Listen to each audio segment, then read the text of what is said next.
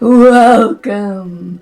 I hear you come to be initiated into the mysteries of knitting. Do you have your needles at the ready? Very good. Next, make sure you have your book of charts. Ooh. Wait, where are you going? Don't run away. It's okay. I promise. It's not magic. It's just knitting. Hey all y'all, welcome back to my channel. My name is Carrie. This is where I talk about knitting, my tips, my tricks, my opinions, and my preferences. No mysterious initiations required. I know that in knitting, charts is something that people can love or hate. I love them. Now, it was not always the case. When I first approached charts, it was kind of like, what? What is going on? Was it a mysterious society that came up with these things to keep the secrets of knitting away from the little people? No, they're not. In fact, knitting charts, I promise, are not magical. They are totally logical. So, hit subscribe, hit the notification bell, give this video a thumbs up, and let's crack the code on knitting charts. Before we get started, quick thing, all the materials and books that I feature today will be down in the description box with an affiliate link. Now, my goal with this channel has always been and remains to spread the joy and love of knitting and crafting. If you click on an affiliate link and make a purchase, I might earn a small commission, and this helps support my channel, and that's all it will do. So if you choose, because you're planning to do a little shopping anyway, to click on one of my affiliate links, thank you so much. I so appreciate it. All right, let's get on with the video. Charts. So whether you love them or you hate them, I think it is a totally reasonable reaction to them. As I said, charts do have quite a bit of a learning curve, and yes, there is a language to them and a logic to them, and you may or may not know all the nuances of charts. I know, as with so many things when I first started learning how to knit, I don't feel like I was given the full breadth of information that was really needed for me to really understand what was going on with the chart, and so I felt like I was muddling through the process a lot. Now, I want to also say up front, there are people who don't like charts because the way they process information, charts just don't suit them, and written out directions is always going to service them better. I totally get that, I totally appreciate that, and I totally respect that. However, knitting charts, whether you like using them or not, are going to pop up in patterns. And I think at least being comfortable enough to look at a chart and translate it for yourself, or being able to just look at a chart and understand why the designer is providing it for you, is a useful skill to have. And you may never love them, and that's fine. But I think it's always helpful at least knowing that there is a logic behind the charts, and if you understand the logic, you can better tackle them. There is one simple key to understanding charts. All right, are you ready for it? The big secret to charts is that it is a graphical representation of the public side of the work. That's it. And there's a deeper implication to that statement, which is a written direction is going to tell you what to do. A chart is telling you what you want to achieve. And everything about a chart, everything, pretty much derives from the basic key, which is a chart is a graphical representation of the front side of the work. And you're going to hear me talk about this a lot in the video, and you're probably going to get sick of it, and I understand. But it really is the key to everything about a chart, how it works, why it's laid out the way it does, how the symbols work, all of it derives from this simple premise. So let's look at a chart. This here is a simple knit-purl combination. In fact, it featured heavily in a 3-part video I did on finishing it. If you want to check that out, that will be linked down in the description box. But let's look at the chart for this stitch pattern. This is the stitch chart for just this center panel of the stitch pattern. So this chart right here is forming a diamond with the dots, and right here you see there is this diamond pattern that shows up, and that is being created by purl bumps. So you can see how this chart is showing you what this eventually looked like. So now that we have that firmly in our minds and just, it's going to be there, it's going to be locked in our brains, right? Now that we have that, let's start looking at a chart and the anatomy of a chart. There are different types of charts for different types of knitting. A colorwork chart versus a stitch pattern chart are not going to have the same conventions. But regardless of whether it's a colorwork chart or a stitch pattern chart, all charts have a basic anatomy to them. So let's take a quick look at that. So here I have a very basic lace chart. First of all, you're going to have a key right here. And the key is going to tell you what a key does, which is what each of the symbols mean. We will dive in deeper onto this, but yes, you have a key that does tell you what the symbols mean. Over here, we have the chart itself. It's just a grid. Usually, typically with charts, each box will represent one stitch of the pattern repeat. Now, you also have these numbers here along the vertical edge of the grid, and they are numbered from the bottom up. So here on the right side, you'll see that you have numbers going 1, 3, 5, 7. And on the left side of the chart, you have numbers going 2, 4, 6, 8. These numbers are representing the number of each row of the stitch pattern. And then you have these numbers down at the bottom that are going from right to left. That's important.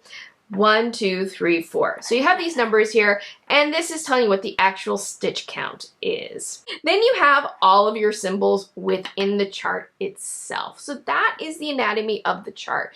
Now, this anatomy of a chart is really important, gives us a lot of clues in terms of how we read the chart, specifically the direction in which we read our charts.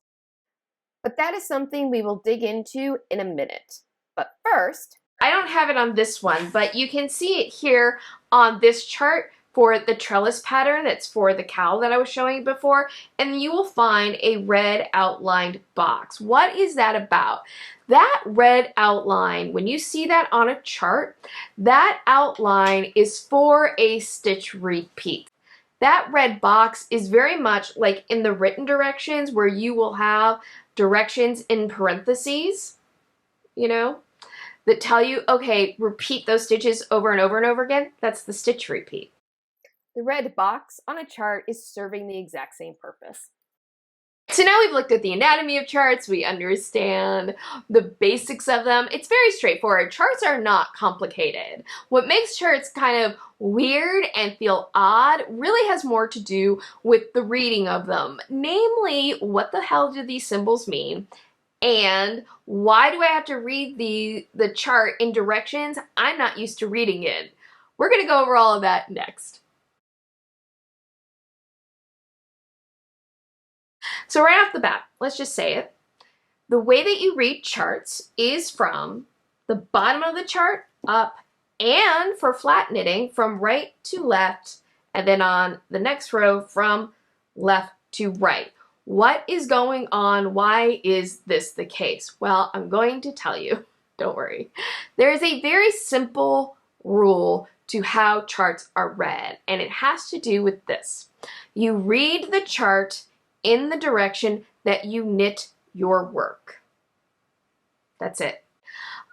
So when we knit, we cast on one row, and then we knit the next row on top of it, and then the next row on top of it, and then the next row on top of the previous one. We knit from the bottom up. Now, we talk about projects being knit top down, or with socks being knit top down or toe up. What do you mean all knitting is then worked bottom up? Well, whether that cast on edge ends up at the top of the work of your garment, of your project, or at the bottom of your garment is separate from whether you knit your work from one row building on top of the other. That is true no matter what. So that's why you have charts with row 1 at the bottom of the chart, then row 2, row 3, row 4, row 5, row 6. Next question you want to probably are going, well, okay, so then why do you have odd number rows here on the right side of the chart and then your even number rows over here on the left side of your chart? Well, this is to be a visual aid for you to remember what direction to read these rows in. Remember, you read your rows from right to left and then from left to right when you are knitting flat. Why is that? Why do you take this snake-like approach to reading the chart? It goes back to the key to understanding charts in general, which is they are a graphical representation of the public side of your work. So when you knit a flat piece of knitting, you work from right to left. Then you turn your needles and you're able to work from right to left again. But if I knit my row from right to left and then all my stitches are on my right needle, if I were not to turn my needles and knit my next wrong side row, I would then knit from left to right. That is what the chart is showing us. The chart is showing us what it would look like if we were knitting with the right side of the work, the public side of the work, in front of us the entire time. So when we get to these wrong side rows, we read the chart from left to right. That's why. This is also important. I'm talking about knitting flat right now. When we knit in the round, what do those charts look like? Well, let me show you. Here we have the book Up, Down, All Around Stitch Dictionary. And this stitch dictionary was written to show the same stitch patterns worked in different ways, whether it was flat or in the round or you're knitting up or down. It just reorients the chart for you and you don't have to do any of that work yourself. But I'm going to just turn to a random page. And right here, this is for the woven transverse herringbone stitch. And you will notice it has a chart for both working flat and in the round. Now, the stitch motif is the same in both patterns, but you'll notice on the flat chart, the numbers, the odd numbers on the right side of the chart and the even numbers are on the left side of the chart. But in the round, all the numbers are on this side. And why is that? Well, because the chart is representing the public side of the work, and it's representing the work to you as if the front of the work is always facing you as you're working. And guess what? In the round, the public side is always facing you. So charts written for in the round knitting will have all the numbers to the right side of your work. That is why we read charts from the bottom up and then, depending on whether you knit flat or in the round, from right to left, then left to right, then right to left, or left to right. It has to do with the basic rule, which is you read the chart in the direction in which you are knitting. Let's talk about the symbols, because I think the knitting symbols is what really throws people when it comes to chart.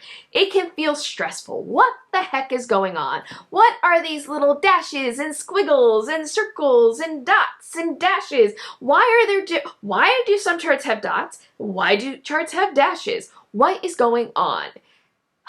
Deep breath. Don't worry, we are going to de-stress the symbols. Just like everything else about the charts, symbols actually have an internal logic to them. And the logic is based on the same thing I keep going back to, which is a chart is a graphical representation of the public side of your work. So first of all, let's just say up front, why do some charts use dashes and some charts use dots? And the answer is because. The difference between the dot system and the dash system is that in the dot system, the purl bump is represented with the dot. And in the dash system, the purl bump is represented by a dash. That's the difference. That's really the only difference between them. Other than that, they work exactly the same. It's just a convention. And it's a matter of personal preference whether someone uses the dot system or the dash system. That's all it is. This chart right here is a chart for garter stitch. This is the easiest chart you could possibly look at and still have a symbol in it.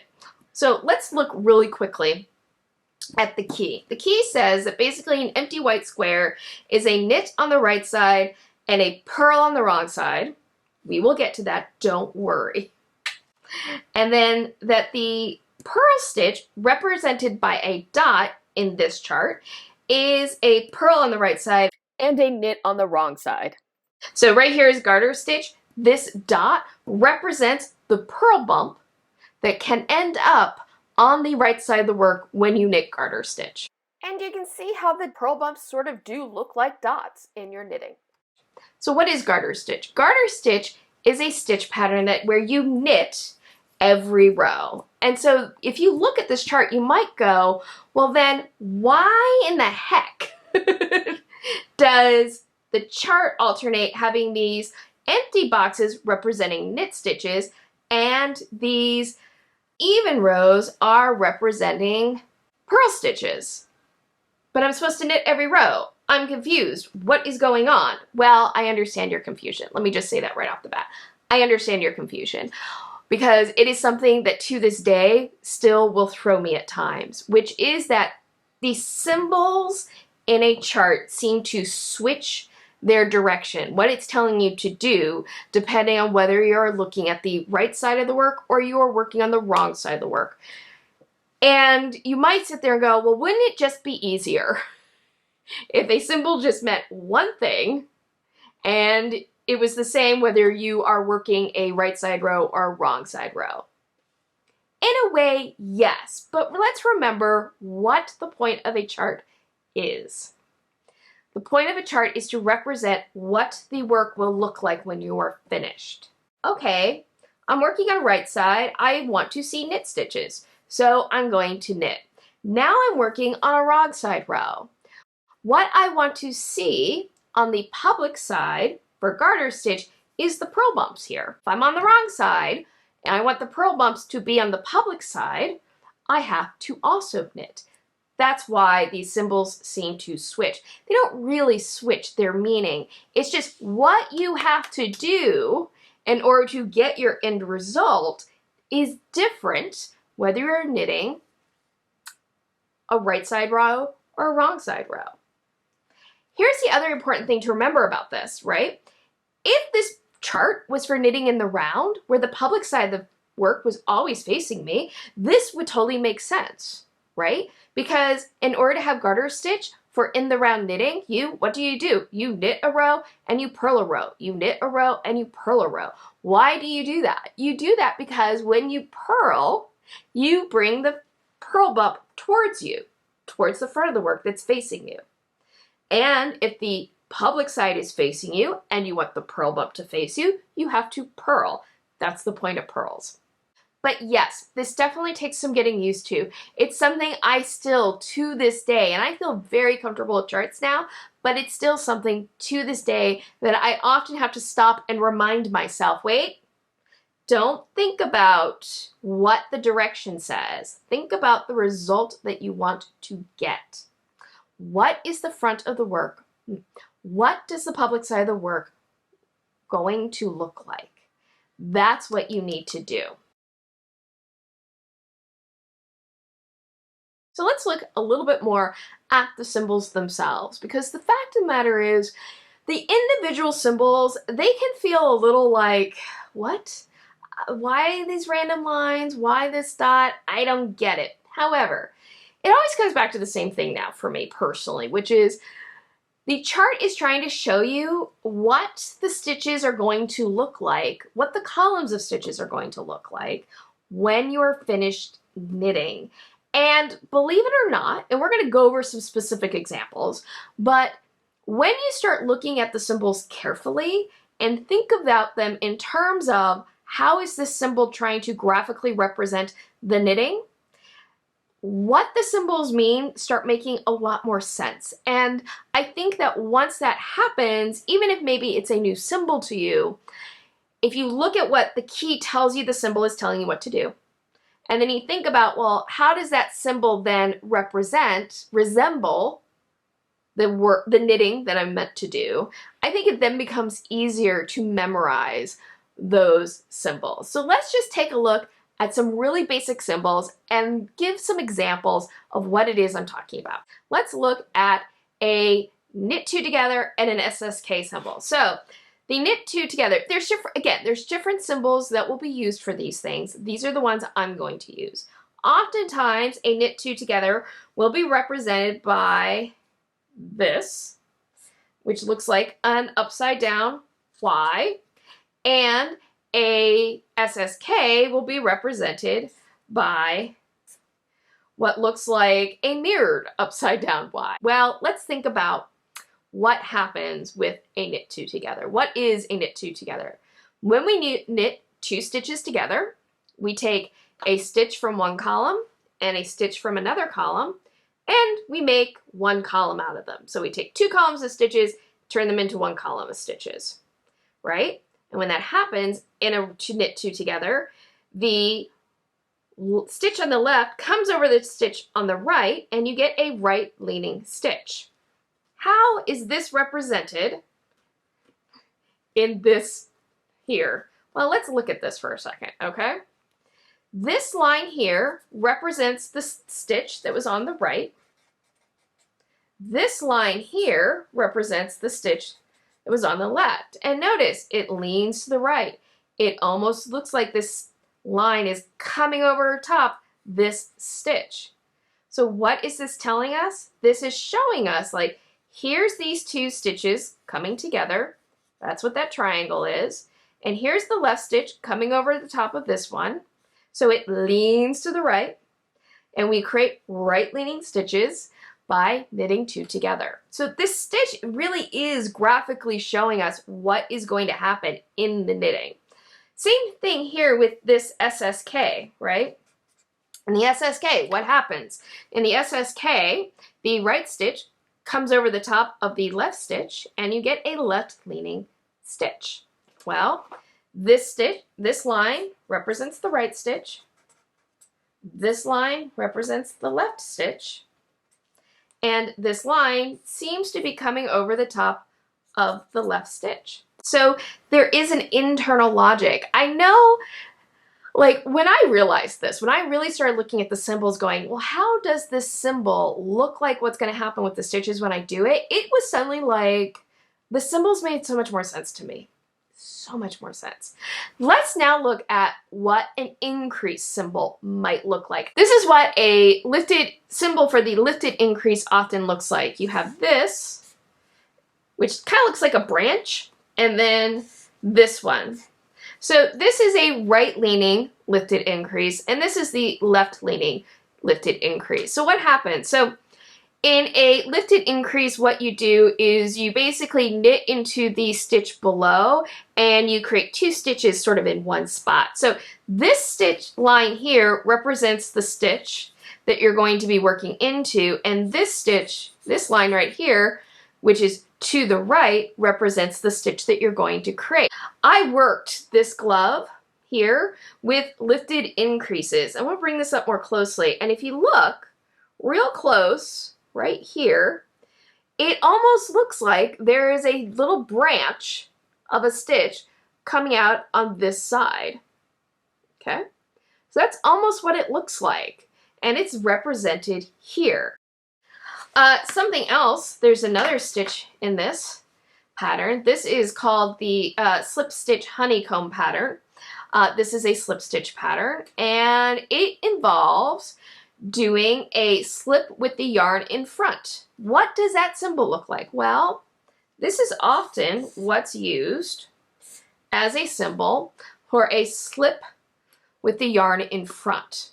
What does that look like? Well, the V looks like a stitch, and this line represents the float that gets created by slipping with the yarn in front.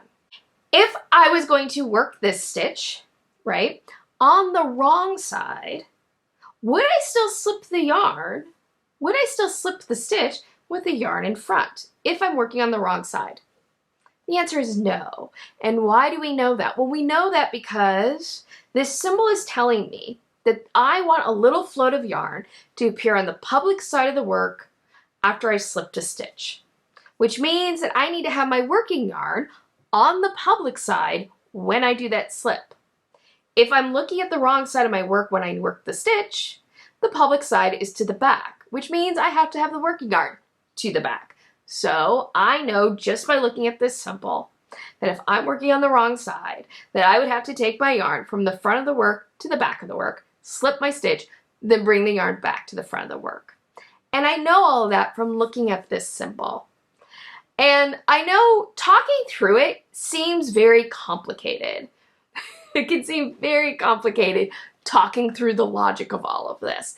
But I promise you, if you get used to these things, they start to become more automatic and the thought process quickens up quite a bit. It's like anything when you're learning a new skill. And reading charts is a new skill. You have to develop some muscle memory. And in this case, you have to develop some brain memory in terms of how quickly you can kind of think through this process. But you can only kind of train yourself to do this by doing it. Like you have to be willing to jump into some charts and start thinking about them and start working with them and start getting used to them. But if you understand the internal logic of all of it, it, I think, becomes much, much easier. There's one thing I want to touch on before we start wrapping things up, and that has to do with, I think, the single biggest question that comes up for people when they are reading charts, and that is the black box.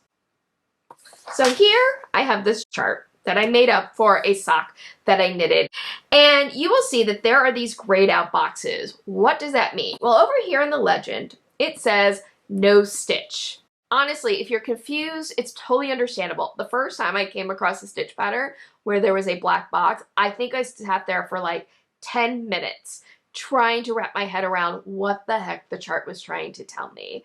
And eventually, like oftentimes when it comes to knitting, I realized I needed to just take the situation literally.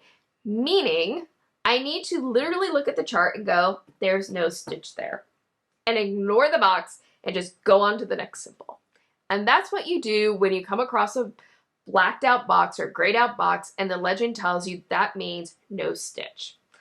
Now you might be asking yourself, and it's a totally reasonable question, of why in knitting do you end up in charts with these no stitch boxes? You see this most often in lace knitting, but there are many stitch patterns where the stitch count changes from one row to the next. This chart is an example of that.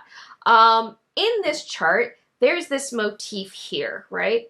This motif is created by doing a 5-stitch increase all at once. So 5 stitches get created, and then you knit a row with those 5 stitches. Then the next row, you decrease away some of those stitches, and then another row, you decrease 2 more stitches, and then the last row of the motif, you decrease the last 2 stitches. So my stitch count changes from one row to the next. A chart, unlike knitting, can't just like go, ooh.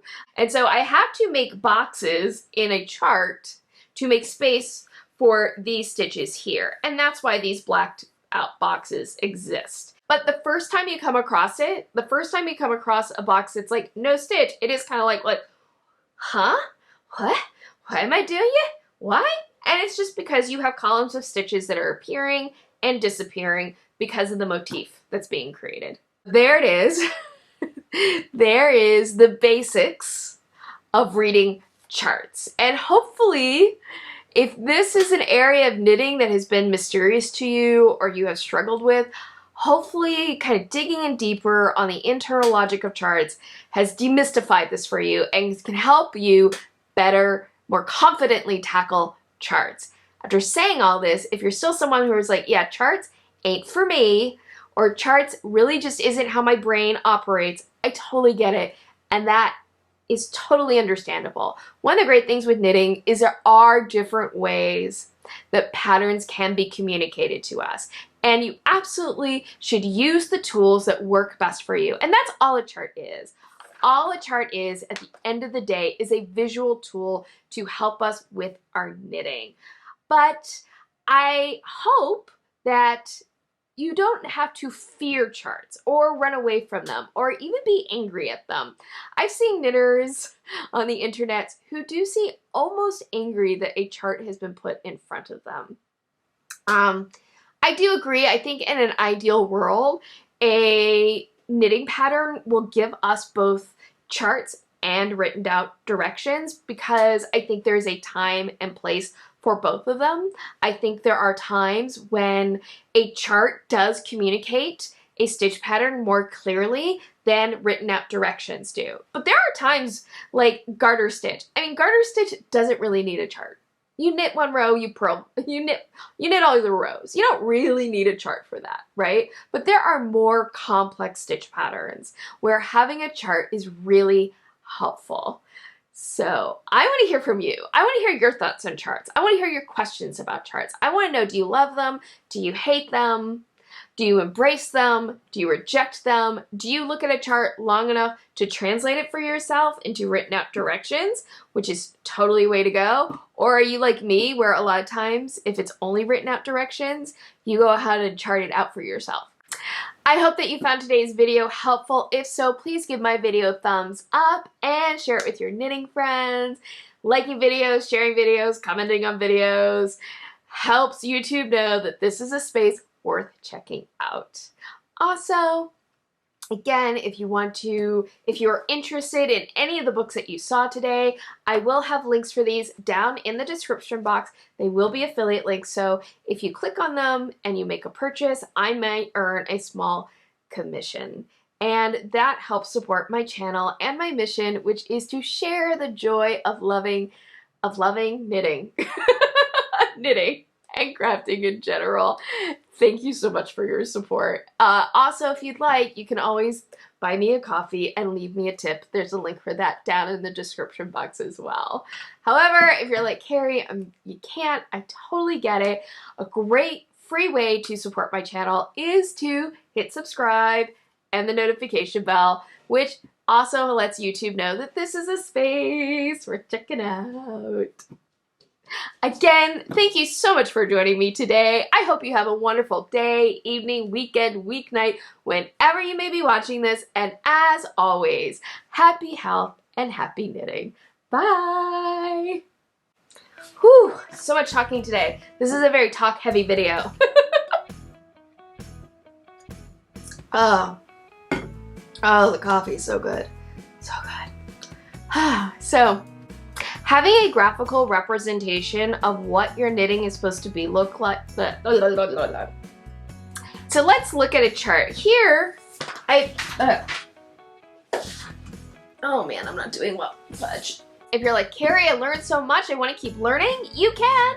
Up on the screen, a couple of video suggestions will pop up. If you click on one, it'll take you to another video. But if you're like, oh, nope, I gotta go, busy day ahead.